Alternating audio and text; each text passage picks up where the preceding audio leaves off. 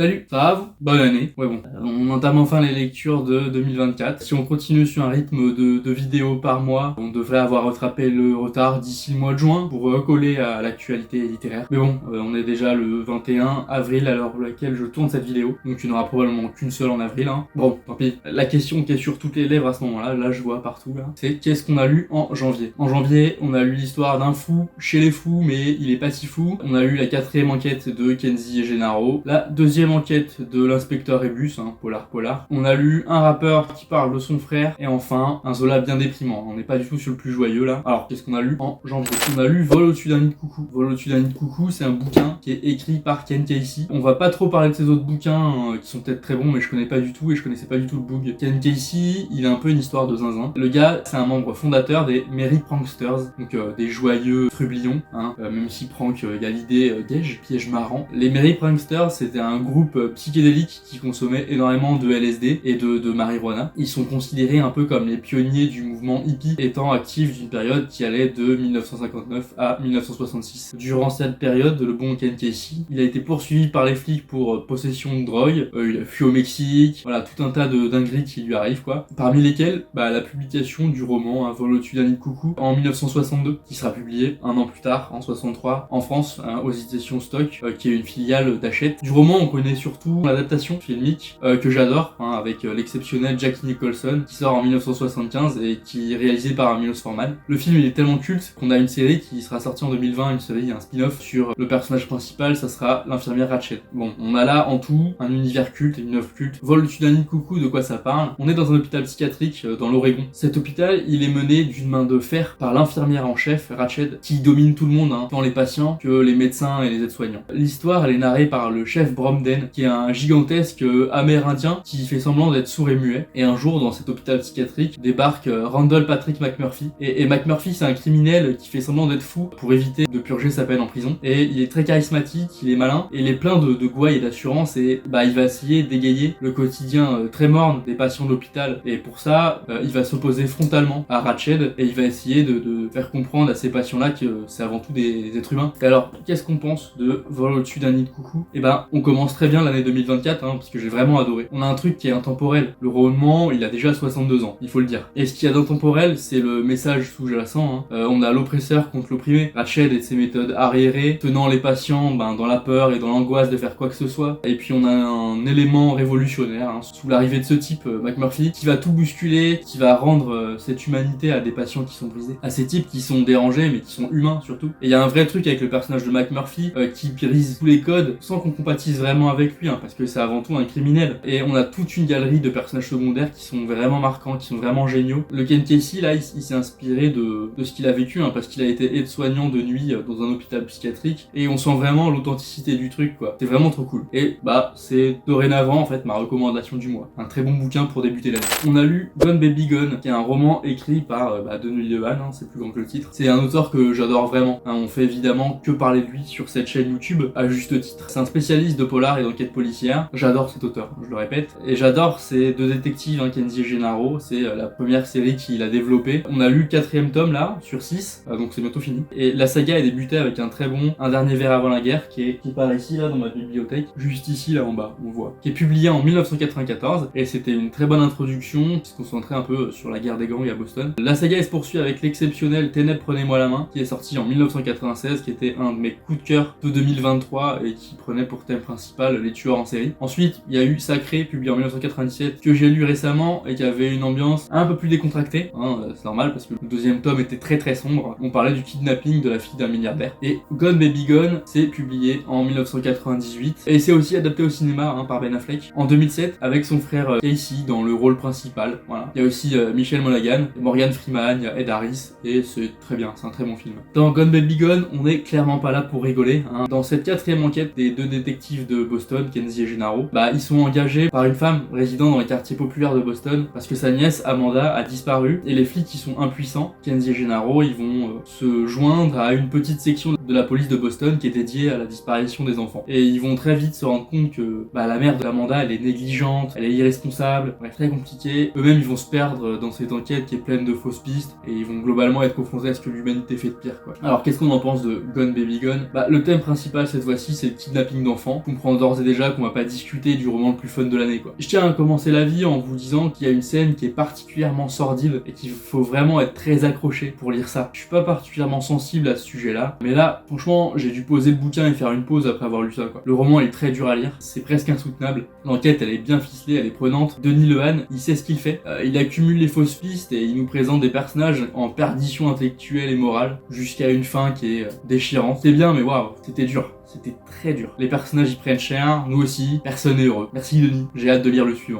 On a lu Le Fond de l'Enfer, qui est un roman écrit par Ian Rankin et publié en 1991. C'est le second tome d'une série de romans policiers qui prennent pour personnage principal John Rebus, qui est un détective inspecteur pour la police d'Édimbourg, en Écosse. Le premier tome, L'étrangleur d'Édimbourg, il est publié en 1987 et je l'ai lu il y a 2 ans, mais ça m'avait franchement fait ni chaud ni froid, hein, avec des personnages bof, des situations bof et un contexte bof, une enquête bof aussi. J'avais persévéré avec ce tome parce que mon frère me dit que du bien de John Rebus et de Ian Rankin, alors on va bien voir ce qu'on va voir. Le Fond de l'Enfer, de quoi il est question? Bah honnêtement, j'ai complètement oublié l'intrigue. J'ai lu le bouquin il y a 4 mois et ça m'a pas du tout marqué, hein, ni en bien ni en mal. Donc on va doucement regarder le résumé sur les internets. Voilà. Donc Babelio nous dit: un junkie retrouvé mort dans un squat d'Édimbourg, juste un cadavre dont le corps a été placé sur le sol selon un étrange rituel. Une jeune fugueuse terrifiée qui pense que son ami a été assassiné, mais tout le monde s'en moque. Ce sont les déchets de la société, des drogués et des petits délinquants. Mieux vaut s'intéresser aux nouvelles entreprises en plein essor et aux lotissements flambant neufs qui vont apporter la prospérité à une vie qui se vend déjà de sa qualité de vie. Il n'y a guère que l'inspecteur Rebus pour s'en préoccuper. Sentir quelque chose de trop malsain, de trop dangereux pour être laissé dans l'ombre. Quelque chose qui n'est peut-être pas sans lien avec le monde merveilleux que promettent promoteurs et publicistes. Merci Babelio. Alors qu'est-ce qu'on en pense du Fond de l'Enfer? Sans surprise, vu mes souvenirs de l'intrigue, bof. John Rebus, le personnage principal, est une sorte de Colombo écossais, antipathique, asocial, autoritaire et alcoolique. Pas vraiment appréciable. Alors, bien sûr, on a un protagoniste plein de défauts, on l'objectif de le rendre humain, mais il lui faut un peu de qualité quand même. Les touches d'humour, elles, sont pas super bienvenues. Alors je sais pas si c'est un problème de traduction ou si c'est comme tel dans le roman, mais bof, hein. L'enquête elle est crédible, mais elle manque d'envergure, hein, de grandeur. Surtout après Big Gun Baby Gun de Denis Lehane, quoi. Tout n'est pas acheté, loin de là, hein. Mais le fait est que le roman il provoque pas grand chose en moi, pas beaucoup d'émotions, hein, voilà. C'est avant tout ce que je recherche quand je lis un truc. Il y aura le tome 3, hein, parce que je suis persévérant, mais si c'est la même soupe, je passe mon tour. On a lu Ensemble on aboie en silence de Guillaume Tranchant. Bon, Gringe, hein, parce que c'est beaucoup plus street cred. Ça m'était conseillé par une pote et c'est en écoutant Orelsan que je découvre Gringe. Ensemble ils ont un groupe, les Casseurs Flotteurs, et ensemble ils font un film qui est grandement inspiré de leur histoire. Comment c'est loin. C'est une douce ode à la procrastination et c'était vraiment très bien, hein, j'ai vraiment kiffé. Et Gringe il est particulièrement bon dans ce film, un très bon acteur. Et suite au succès de ce film et suite au succès de l'album du film, donc suite globalement au coup de projecteur, Gringe il produit son premier et seul pour l'instant album en solo. Et dans l'album il fait quelques sons plutôt touchants sur la schizophrénie de son frère. Suite à ça, HarperCollins et Vagram Livre, ils s'associent pour lui proposer de faire un bouquin témoignage de son expérience de frère et peut-être bien d'accoler aussi le témoignage de son frère sur cette expérience-là. Ensemble on aboie au silence, ça parle de quoi? Et Guillaume Tranchant, il témoigne donc de son histoire de grand frère de Thibaut qui est atteint de schizophrénie, leur enfance commune entre protection et conflits, le déclenchement de la maladie, la dépression de Gringe et la fuite en avant de Thibaut, entre hallucinations, internement et voyage aux quatre coins du monde avec son frère et sans lui. Et alors qu'est-ce qu'on en pense? Et le récit est très touchant bien que très décousu. Ça fait longtemps que j'aime bien Gringe, d'ailleurs depuis l'exceptionnel morceau 6h16 des histoires à raconter, dernier morceau de leur premier album. Orelsan et Gringe sont les Casseurs Flotteurs. Il y a un vrai talent chez Gringe, hein. Un vrai flow mais aussi une discrétion dans la production aussi. On en voudrait plus mais il n'y a pas plus. Et ce bouquin il permet vraiment de comprendre le personnage, ce qu'il a vécu et ce qu'il traverse. C'est autant un témoignage de la schizophrénie d'un proche que de l'impact que ça a sur une famille. Mais c'est aussi une autobiographie pleine de vulnérabilité et de confessions touchantes sur ce qu'est être un frère, sur une relation imparfaite entre deux frères qui s'aiment quand même et qui vont se battre l'un pour l'autre. Sous la forme de souvenirs un peu éparses. C'est chaotique et bordélique et on s'y perd un peu, mais on est quand même touché de ouf par ce témoignage. Pour finir janvier, on a lu L'Assommoir d'Émile Zola. C'est d'abord publié sous format de feuilleton dans le périodique Le Bien Public en 1876 et puis l'année suivante en bouquin, hein, chez l'éditeur Georges Charpentier. C'est le 7e tome de son hyper saga familiale des Rougon-Macquart, même si le bout il recommande de lire le livre en 13e, je sais pas. De cette gigantesque fresque, j'ai lu Germinal, peut-être le roman le plus connu d'Émile Zola et le premier de mon classement subjectif des Rougon-Macquart. On a lu ensuite La Bête Humaine, thriller d'avant-garde et très solide second de mon classement. Et enfin Au Bonheur des Dames, étude des premiers centres commerciaux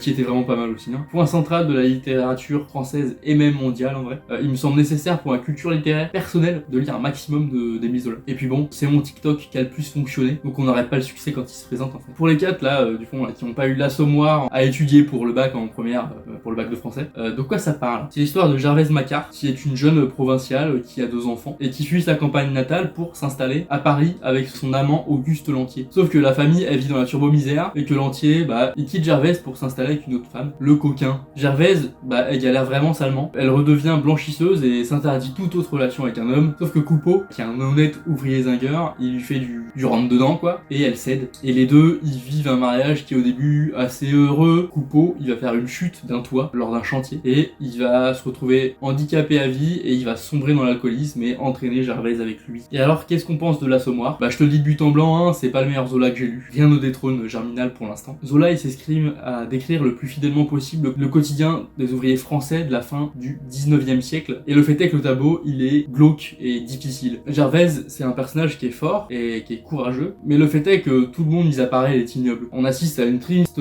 plongée en enfer, tant des personnages principaux que des personnages secondaires. Il n'y a pas une once d'espoir dans cet éprouvant Émile Zola. Toute cette population d'ouvriers ne croit plus en rien d'autre que l'eau de vie et le tableau il est entièrement noir, quoi. Aïe. Je préfère mes romans quand il y a une petite flamme d'espoir, un truc pour tenir la route, quoi. Donc si on actualise mon classement des Rougon-Macquart, celui-ci il est en dernière position pour l'instant en attendant le prochain. Voilà tout pour le mois de janvier. J'espère que vous avez aimé regarder cette vidéo autant que j'ai aimé la faire. Si c'est le cas, n'hésitez pas à lâcher un pouce ou bien à vous abonner. J'aime pas le dire, mais apparemment c'est efficace, hein, donc on va essayer. N'hésitez pas à me suivre non plus sur TikTok, si ça vous dit, même si ça fait longtemps que j'ai rien posté. Au programme pour le mois de février, la conclusion de la trilogie du Chevalier aux épines, des gens qui se transforment en zombies parce qu'ils utilisent leur téléphone, un bouquin bien trop long sur 2 magiciens qui s'affrontent, et puis Virginie Despentes qui veut nous choquer. Petit mois, peu de livres. À bientôt.